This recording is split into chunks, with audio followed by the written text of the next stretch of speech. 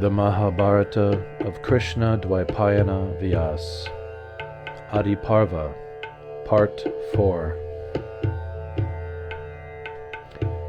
Devavrata, the son of Maharaj Shantanu, was distressed to learn that Satyavati's fisherman father had withheld her marriage to the king until a promise was made to install her future son on the throne.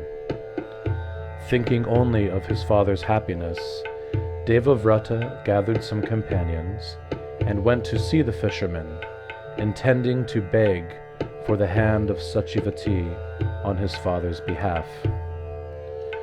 The fisherman received the Kaurava prince with great respect. After hearing Devavrata's position, he replied, "My beautiful daughter has been sought after by many great personalities. In fact, I even turned down the celestial sage, Asita, when he came here to ask for Satyavati. Still, I would be very honored to give her to Maharaj Shantanu, except for the fact that you would, later on, become the rival of her son." Devavrata was very anxious to help his father. So, after hearing the fisherman's words, he made the following solemn vow. "I hereby promise that I shall never accept the royal throne. Therefore, you can rest assured that your grandson will become the next Kaurava king."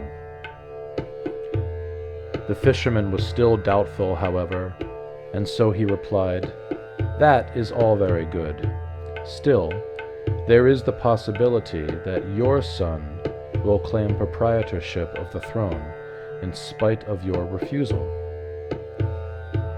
At this, Devavrata further promised, "From this day onward, I will take the vow of unbroken brahmacharya, pure celibacy. For this reason, I will never beget a child throughout the duration of my entire life." When the fisherman heard this, the hair on his body stood up due to great astonishment and delight, and he immediately agreed to give his daughter in marriage to Maharaj Shantanu. At this time, the demigods showered profuse flowers upon Devavrata's head, and then exclaimed, "This boy, Devavrata, truly deserves the name Bhishma, which means the terrible, for he has undertaken a terrible vow for the sake of his father." Devavrata, now known as Bhishma, then escorted Satyavati back to Hastinapur. When he presented Satyavati to his father, he explained all that had happened. Maharaj Shantanu was extremely pleased with his son, and so, as a reward, he granted him the benediction of never having to die against his will. Thus, Maharaj Shantanu and Satyavati were married, and in due course of time, Chitraganda was born, and then another son, Vichitravirya. Maharaj Shantanu then passed away before Vichitravirya had attained maturity. At Satyavati's command, Bhishma installed Chitraganda upon the royal throne. Then one day, when the Gandharva king, also by the name Chitraganda, saw the unrivaled prowess of his namesake, he approached this king of the Kurus and challenged him to fight. Thus, at Kurukshetra, on the shore of the river Sarasvati, the two Chitragandas fought fiercely for 3 years before the Gandharva king emerged victorious and slayed the Kuru king. A saddened Bhishma dutifully performed the funeral rites for his half-brother, and then installed Vichitravirya upon the royal throne at Hastinapur. Due to Vichitravirya's minor age, Bhishma personally ruled the kingdom under the direction of his stepmother Satyavati. Later on, when Vichitravirya reached maturity, Bhishma wanted to arrange for his marriage. Thus, when he heard the 3 beautiful daughters of the king of Kashi would be married at the same Swayamvara, he went there after taking permission from Satyavati.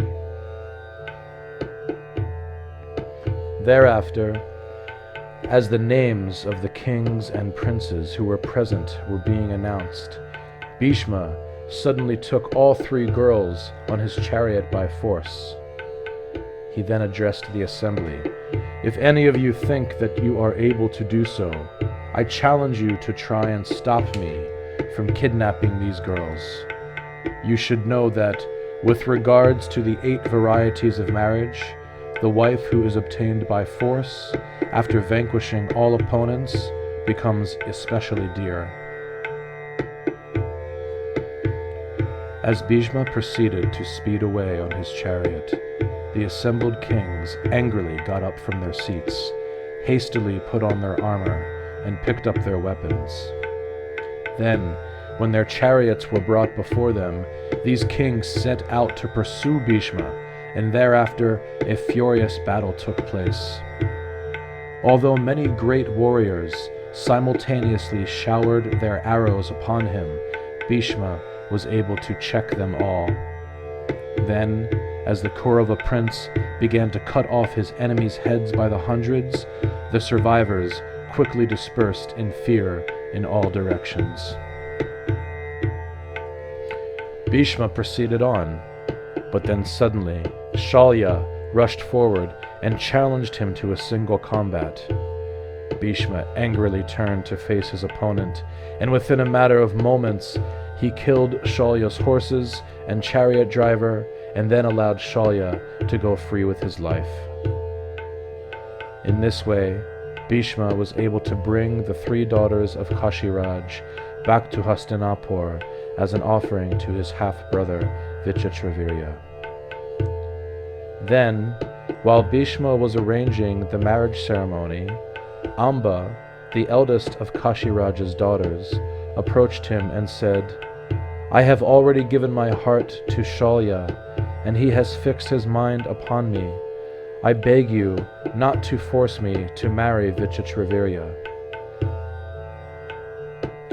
After hearing this, Bhishma consulted with some brahmanas, and then gave Amba permission to go wherever she pleased. Thereafter, Vichitravirya married the other 2 sisters, whose names were Ambika and Ambalika.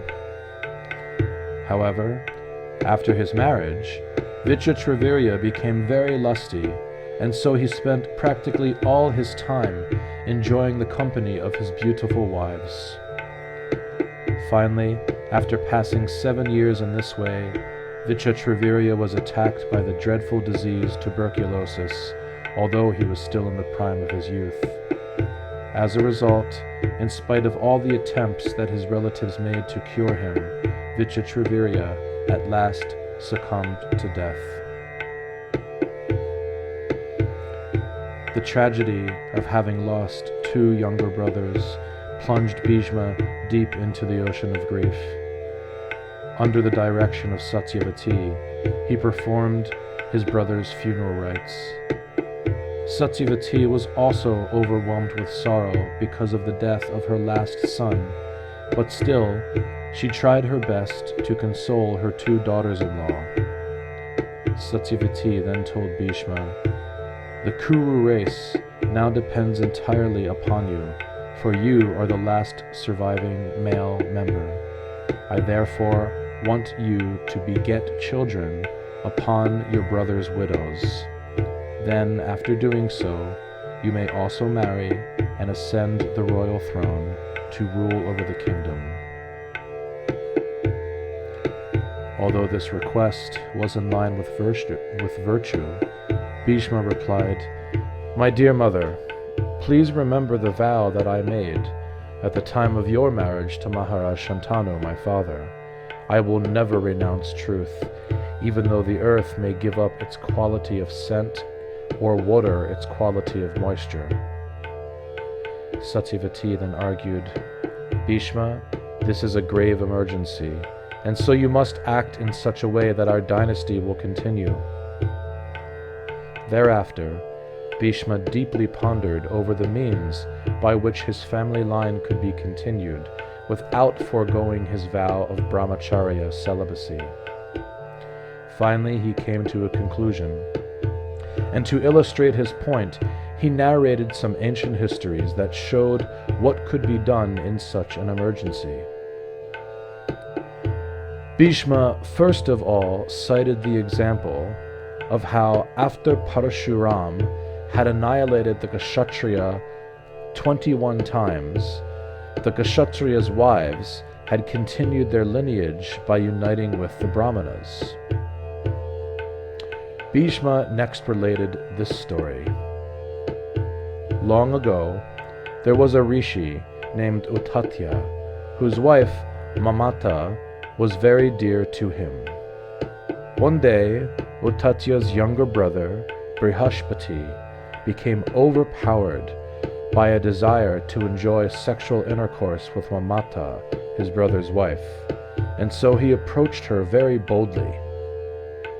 Mamata tried to dissuade Brihaspati by informing him that she was already pregnant due to connection with her husband.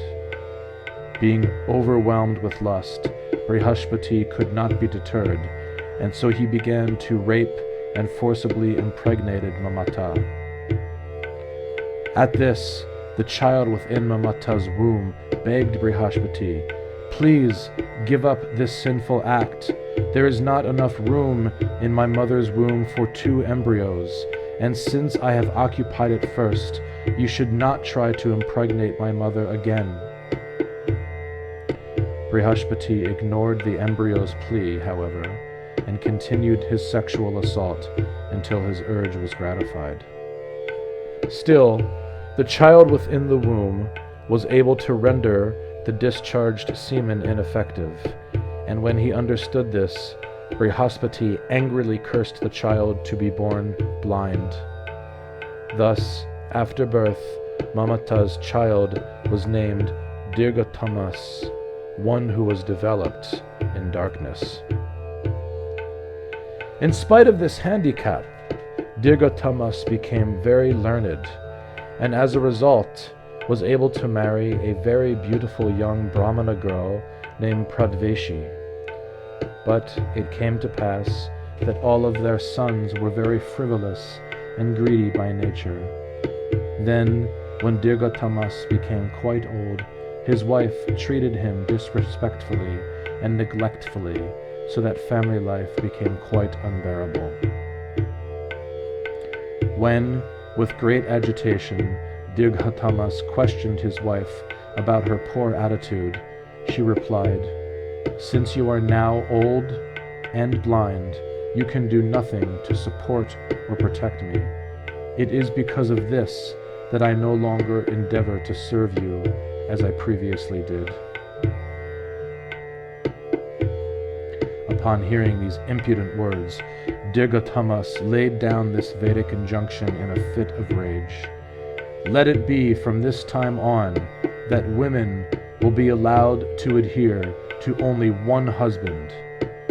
Whether he be dead or alive, she cannot have connection with any other man without being considered fallen."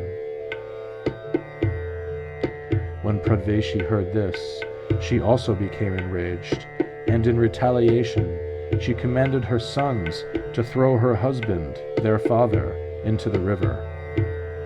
In accordance with this order, the wicked brothers prepared a raft and then tied Dirghatamas to it and set him afloat on the waters of the Ganga. As the old man proceeded to drift down the river, he gradually passed through many lands. Then, one day, a king named Vali saw the raft approaching as he performed his religious duties on the shore. Vali rescued the old man, and when he learned of Dirghatamas's exalted lineage, he requested him to beget children with his wife Sudeshna, because he had never been able to do so. Dirghatamas agreed, and so Vali sent his queen to him that night. However, when Sudeshna saw how old and decrepit the blind rishi was, she could not bear the thought of embracing him, and so she sent her Shudra nurse instead. In this way, 11 sons were produced, but later on, when Vali saw the children, he had some doubts, and so inquired about the matter from Dirghatamas. In reply, the rishi explained the queen's fault, and so Vali once again sent Sudeshna to Dirghatamas, and this time the rishi begot 5 sons merely by touching Queen Sudeshna. In this way, Bhishma cited 2 examples of how family dynasties were continued by inviting brahmanas to beget children upon the Kshatriya women. Bhishma then said, "My dear mother, I will leave the matter up to you. However, it is my suggestion that we request a brahmana to beget children upon Vichitravirya's 2 widows."